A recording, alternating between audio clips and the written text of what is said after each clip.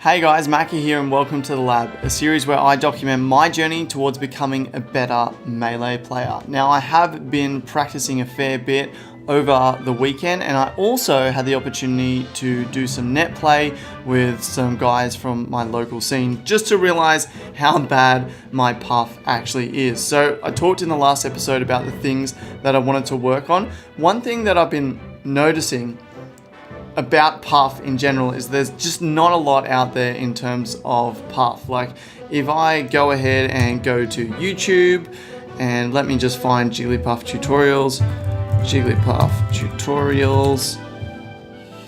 then there's this channel, Jigglypuff tutorials. But what you'll see is that it has 11 videos, okay? And then that is it. And if you go to Smashboards, obviously there's more stuff there, but I don't like reading. And truthfully, there's not as much there as I'm used to seeing with Peach, where it's just so developed. So that's interesting and makes things a bit harder, but oh well, so be it. One of the things I was trying to find out is the mechanics of Puff's jump, because let's jump into a game. One of the things with Puff's jump is that she can turn around depending on what direction you jump in.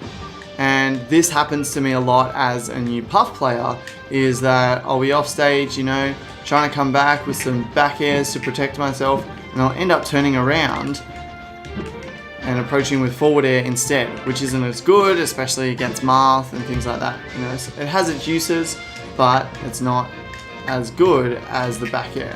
So I was like, okay, how do I stop myself turning around? Now I know that if I jump up in the air and then drift, you can drift as much as you want without turning. So if I jump up, drift back, up, back, up, back, you're not going to turn around. But that's a bit annoying, okay? And I knew that if you jump in a direction and then quickly do back air,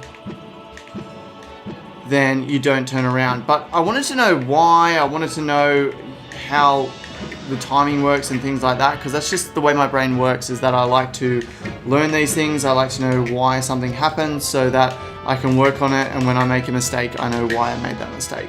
And so I finally found it. There's nothing on this, but I finally found it in here in the Jigglypuff hitbox and frame data. If we scroll all the way down past all of these frames, there was some stuff about jump. Okay, so airborne on frame 6. Turns out Puff actually has 6 jumps, not 5, if you count the one on the ground. So 1, 2, 3, 4, 5, 6, and then that's done. But if you go off the stage, 1, 2, 3, 4, 5. Okay, so it's kind of right, but not really. Anyway, here it has jumps, right? Something cool about Puff is that you can jump, and if you just hold jump off your second one, she'll automatically do it. But what I found was here, to cancel the mid-air jump, turn around, perform an attack within 1 to 4 frames after jumping. So that's pretty close. 1 to 4 frames is the only leniency you have. So I've got to practice this and get better at it in order to not turn around. Because if you actually input the back air first, you've got to wait for it to finish until you can jump out of it. So you really got to get that jump in and then get the back air out within 1 to 4 frames. So that's something that I learned. In terms of my L cancels, I find that if I don't have my finger on the Z trigger, then I miss all my L cancels. I just completely forget about them. But if I put my finger there and I consciously do it, then I can get the timings down most of the time. Not all the time, but a lot of the time. As you can see, I'm missing a lot. There we go. Got it. Got it. I will get to the point where I can record net play. I don't have it at the moment because I work on a Mac, but my net play is on Windows, and so I haven't quite worked that out yet, but I will get there so I can show you guys some net play and show you how I actually perform. I do have a tournament coming up tomorrow night, so I'll get some matches recorded and you can see how I go.